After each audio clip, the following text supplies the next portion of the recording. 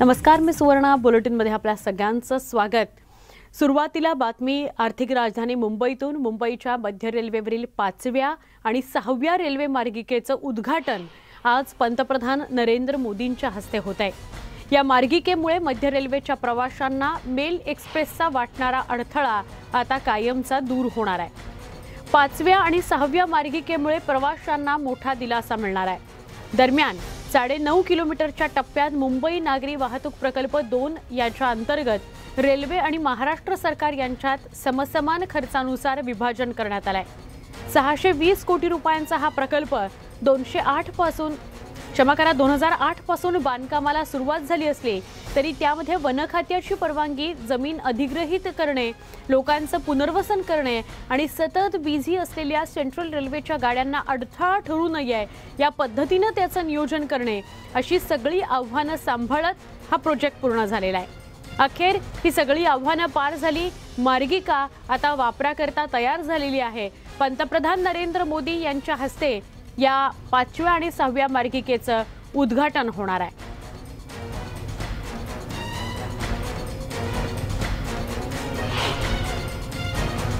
की लागत इस समय है और ये प्रोजेक्ट 2008 में सैंक्शन हुआ था, लेकिन इस प्रोजेक्ट में काफ़ी कठिनाइयाँ थीं और कठिनाइयों को दूर किया गया था।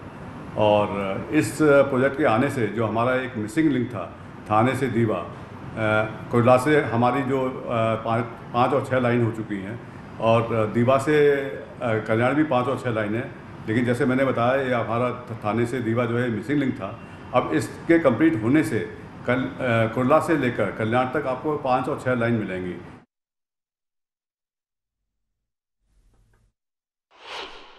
इनफैक्ट सबअर्बन के लिए अब हमारे जो है सेग्रीगेशन हो जाएगा, जो भी हमारा ऑपरेशन है, और मेन लाइन का ऑपरेशन सेग्रीगेट हो जाएगा। और सबअर्बन की हम जब बात कर रहे हैं तो हमारे लिए 4 डेडिकेटेड ट्रैक्स हो जाएंगे। 2 ट्रैक स्लो कॉरिडोर के लिए रहेंगे और 2 कॉरिडोर फास्ट कॉरिडोर के लिए रहेंगे। और सबसे बड़ा एडवांटेज होगा, पहले हम मेगा ब्लॉक या वगैरह लेते थे तो कलवा और मुब्रा में जो रहने वाले थे उनको लिए ट्रेन नहीं मिल पाती थी जब जो है ब्लॉक होता था।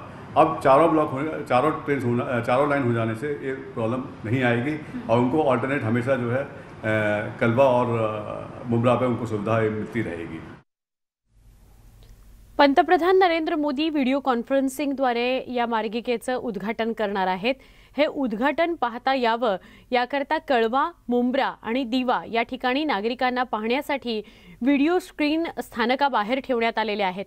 या सगळ्याविषयी अधिक सांगतायत आमचे प्रतिनिधी निखिल चव्हाण।